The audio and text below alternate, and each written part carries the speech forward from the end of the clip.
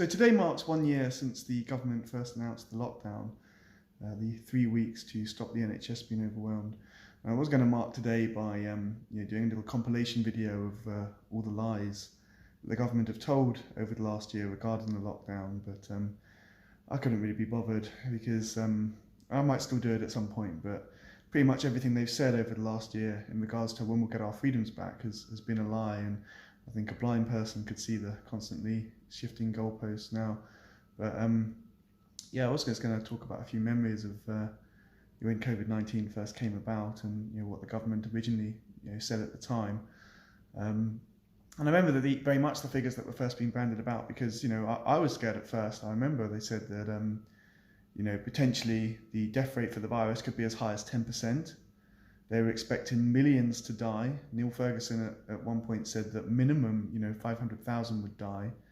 So it's very, very interesting to compare what actually happened, which is that after the virus went through the country, we've currently had I don't know the exact figures today because I haven't looked at them for today, but these were accurate as of say a few weeks ago, that for anyone under 60 without pre-existing health conditions, the number of people that died was only 400 and something.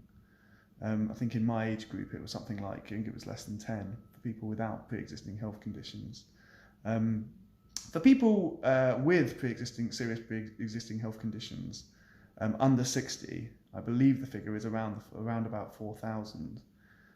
So really not what they were saying at the time. So I remember when the lockdown was first announced, and I was very perplexed. But I remember I was going for a jog one day, and someone was coming towards me, and we both kind of crossed the road, because no one wants to get a virus where potentially 10% of the people that get it could die.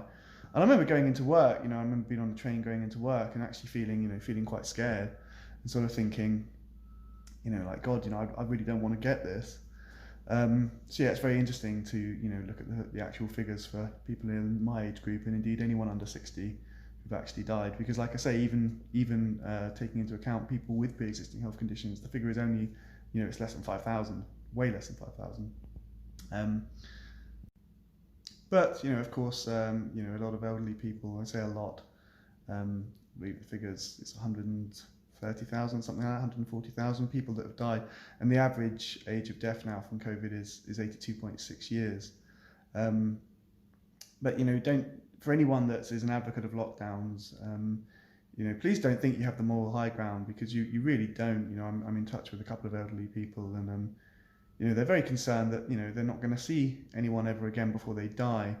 And I think the sad reality for a lot of elderly people, people in their 80s that are at risk, very at risk to COVID, the at-risk groups, is that a lot of them will die without ever seeing anyone ever again. They'll just be locked in their homes, and they literally, they might not see family members or friends ever again before they die, and that's really sick and cruel.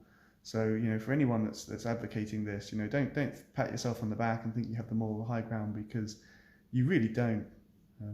These restrictions have caused so much damage for so many people, and it's actually probably been the worst for elderly people, these restrictions. So yeah, please don't think you have the moral high ground, because you most definitely don't.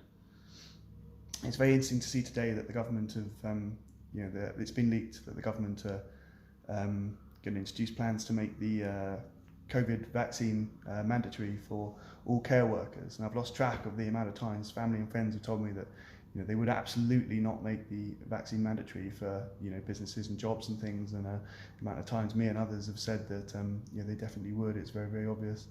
And I think if you still believe the government with what they say at this point, then you really are a moron, because they've just lied over and over again, and surely now anyone can see it.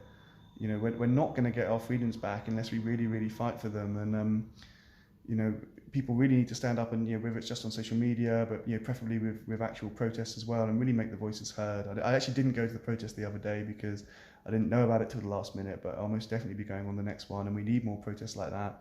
People say, oh well, like you're going to go and you're going to spread the virus, and we're not going to lock down because of, we're going to be stuck in lockdown because of that. Well, it's, no one said that for Extinction Rebellion and Black Lives Matter, and we know that the virus doesn't even spread very well outdoors. the levels are so low anyway. The majority of all the vulnerable have been vaccinated. We're supposed to be opened up at this point anyway. And you're telling me, oh, it's going to be perfectly safe, even by the government's own twisted logic, for us all to meet up in a month's time. But it's so dangerous at the moment. That's obviously complete rubbish. People need to really stop believing the lies that the government are telling them. We all need to protest, and we all need to take back our freedoms, because we're not going to get them back any other way.